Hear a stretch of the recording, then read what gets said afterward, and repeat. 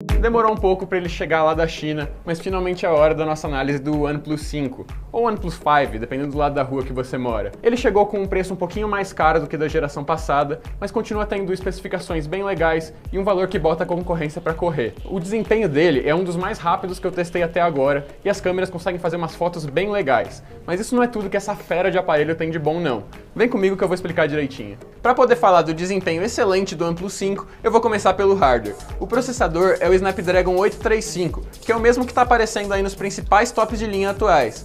Mas enquanto a maioria dos concorrentes fica nos 4 GB de RAM e 64 de armazenamento, o OnePlus 5 chega com uma versão de 6 GB de RAM e 64 de espaço interno e outra com absurdos 8 GB de RAM e 128 de armazenamento. E sim, eu disse mesmo 8 GB de RAM. É um número tão alto que dá até para dizer que ele é meio exagerado e desnecessário para um smartphone. Mas também não dá para falar que ele faz o aparelho ficar lento não, porque esse é um dos celulares mais rápidos que eu testei até agora. O celular é muito rápido na hora de ligar, desligar e reiniciar, e também para abrir, fechar e trocar os aplicativos. O sistema roda liso o tempo todo, os aplicativos mais pesados são carregados com bastante velocidade, e mesmo os games mais exigentes também funcionam extremamente bem. E com toda essa memória RAM, o OnePlus 5 também se dá muito bem para manter vários aplicativos funcionando ao mesmo tempo. Uma coisa que vale mencionar é que ele não vem com espaço para um cartão microSD, então é uma boa ideia você parar para pensar bem antes de escolher se vai comprar a versão com 64 ou com 128 GB de espaço interno. Até porque você vai precisar de espaço se quiser aproveitar bastante um outro ponto forte do aparelho, que é a câmera. O sistema de câmeras traseiras do OnePlus 5 foi feito em parceria com uma empresa chamada DxO Labs, que é especializada em software de processamento de imagem. E como seria de se esperar nesse caso, o resultado ficou bem legal. Os dois sensores da traseira têm especificações e lentes bem diferentes. Um deles vem com 16 megapixels e abertura de 1.7, enquanto o outro tem 20 megapixels e uma abertura bem mais estreita, que é de 2.6. É graças a esse segundo sensor que o OnePlus 5 consegue fazer fotos com zoom ótico de 2 vezes, o que ajuda bastante na hora de tirar fotos boas em distâncias maiores.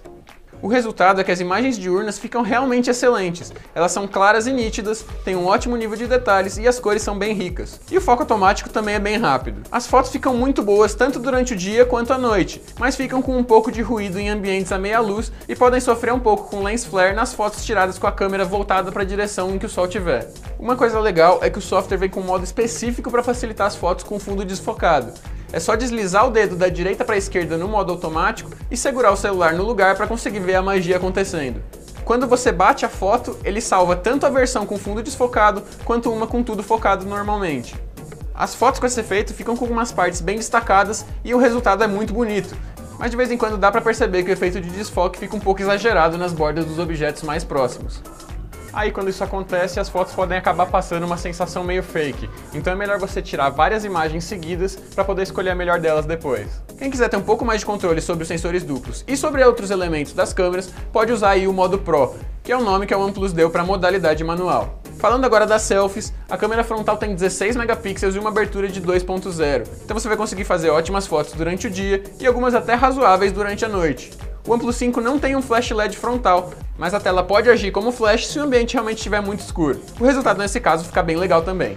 Nos vídeos, o OnePlus consegue fazer ótimas gravações em 4K e tem uma boa estabilização eletrônica. O modo de câmera lenta é meio limitado no 720p e acaba não saindo muito bom, mas o timelapse é bem interessante e pode ser gravado em Full HD. Confere aí o resultado. Agora vamos falar da interface. O OnePlus 5 vem com o Android 7.1 Nougat instalado de fábrica com o estilo personalizado do Oxygen OS. Em um primeiro momento, é fácil ter a impressão de que a gente está usando um Android puro mesmo, porque tanto o funcionamento básico quanto o visual são muito parecidos com os originais da Google. Isso é muito bom, porque faz tudo funcionar lisinho e facilita as coisas para quem está acostumado com a experiência padrão da plataforma do robozinho verde. A diferença aqui está nos detalhes mesmo. Um exemplo é a possibilidade de trocar livremente entre os botões capacitivos e as teclas de navegação na tela, o que é ótimo, porque por mais que os controles físicos tenham LEDs próprios, eles só acendem depois que você toca neles. Pelo menos dá para trocar a ordem dos botões de navegação, então é só você escolher o jeito que te agrada mais e se acostumar com isso mesmo.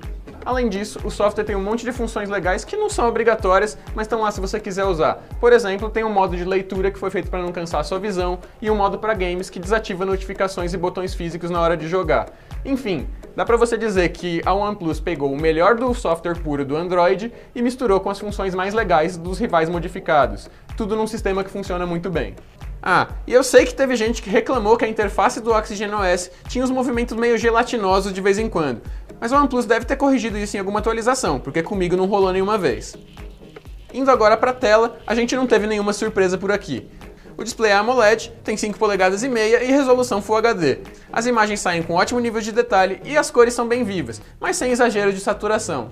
Além disso, o brilho máximo da tela é bem forte, então você pode ficar tranquilo que dá para usar ele debaixo do sol forte sem nenhum problema. Seria de se esperar que um celular com tela grande, como é o caso do OnePlus 5, viesse com uma resolução Quad HD pelo menos, mas também não é como se a experiência de uso fosse melhorar muito com isso. O display do OnePlus 5 não chama exatamente atenção, mas é muito bom mesmo assim. Sobre o design, a gente pode até criticar e dizer que a OnePlus não foi a empresa mais criativa do mundo, mas também não dá para dizer que o celular é feio. A frente do OnePlus lembra bastante um Galaxy S7, incluindo a posição e o formato do sensor de digitais e o vidro 2.5D. Já a traseira parece até uma versão miniatura do iPhone 7 Plus. Até o esquema das câmeras duplas saltadas e a posição da faixa da antena são muito parecidas com o celular da Apple. Em todo caso, a lateral tem uma coisa legal além dos botões tradicionais de volume e de energia. O OnePlus 5 tem uma chavinha física que tem uma função bem parecida com a do iPhone 7 mesmo. Ela tem 3 níveis e serve para você deixar o celular tocar livremente, ativar o modo não perturbe ou deixar ele totalmente silencioso. E isso é legal porque deixa você controlar esse tipo de coisa sem nem ter que tirar o celular do bolso, por exemplo. Na mão, o celular tem uma pegada muito boa. A curvatura da traseira é suave e se encaixa muito bem na palma da mão. O OnePlus 5 é um celular fino e passa uma sensação de leveza quando você segura ele. O metal da carcaça é bem liso, mas a textura dele ajuda o aparelho a não ficar escorregadio.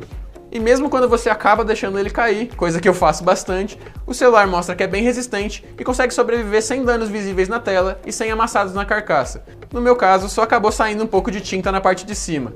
Mas vale mencionar também que ele não é resistente à água, viu? Ah, e já que a gente está falando da resistência do OnePlus 5, uma coisa legal de falar é que ele vem na caixa já com uma película protetora aplicada. O nosso tá sem porque eu fui mané e acabei tirando. Falando agora da bateria, o OnePlus 5 consegue resultados muito bons com suas reservas de 3.300 mAh. No nosso teste de estresse, a gente coloca o celular para rodar um vídeo no YouTube por 1 hora com o brilho da tela no máximo. E nessa situação, o OnePlus consumiu energia o suficiente para render um pouco mais de 11 horas antes de ficar sem energia. O celular da OnePlus vem com um carregador com a tecnologia Dash Charge, que nos nossos testes conseguiu ir de 0 a 91% em só 1 hora. A recarga desacelera um pouco no final, e aí o total fica em 1h30 para ele chegar no 100%. Mas mesmo assim, dá para você dar uma carga boa nele, mesmo se você só tiver uma meia horinha para deixar ele na tomada. O ruim é você ter que andar com esse carregador enorme e com um adaptador de tomada o tempo todo por causa do padrão chinês. Isso basicamente significa que mesmo que você seja um daqueles usuários bem intensivos que jogam bastante durante o dia, você não vai ter muita dificuldade para fazer a bateria aguentar até você chegar em casa. Em todo caso, se você é um daqueles que abusa mesmo e não para de usar o celular nem por um segundo, então eu tenho mais uma boa notícia. O OnePlus 5 segue a tradição chinesa de PK no quesito áudio. Ou seja, a caixa de som fica numa posição ingrata na parte de baixo do aparelho, aquela que você acaba cobrindo com a mão sempre que segura o smartphone na horizontal. E como todo bom celular chinês, ele também não vem com fone de ouvido na caixa. Por fim, vale também falar que o OnePlus 5 vem com 2 espaços para chip de operadora e que o leitor de digitais é muito bom tanto para cadastrar quanto para desbloquear rapidinho o celular. Como o OnePlus 5 não é vendido oficialmente aqui no Brasil, o jeito para quem quiser um vai ser recorrer a lojas como a Gearbest para poder importar. Por lá, a versão com 6 GB de RAM e 64 de armazenamento custa uns $653, isso sem considerar as promoções relâmpago que rolam direto na loja. Convertendo para nossa moeda e adicionando os impostos, que provavelmente vão ficar aí na casa de uns R$200, o preço total vai dar uns R$2.270. Mas é bom você se preparar, porque a alfândega pode cobrar até 60% de taxas no total. Já o modelo com 8 GB de RAM e 128 de espaço interno pode sair por até R$3.697 se você der muito azar e receber o total de 60% de impostos. Mas o mais provável é que a taxa deixe o celular mais perto dos R$2.511. Por esse valor, mesmo a versão mais cara do OnePlus 5 sai mais de R$1.000 mais barata do que as variantes equivalentes dos concorrentes. A menos que você se incomode muito com o fato de ele não ter assistência técnica oficial aqui no Brasil, essa é uma diferença que faz esse excelente celular chinês valer muito a pena. E aí, curtiu o aparelho? Manda sua opinião ou qualquer dúvida que tiver sobrado aí nos comentários que eu vou tentar responder assim que puder. E se você tiver afim dele, dá uma olhada nos links que a gente separou na descrição para encontrar ele com os preços bem bacanas.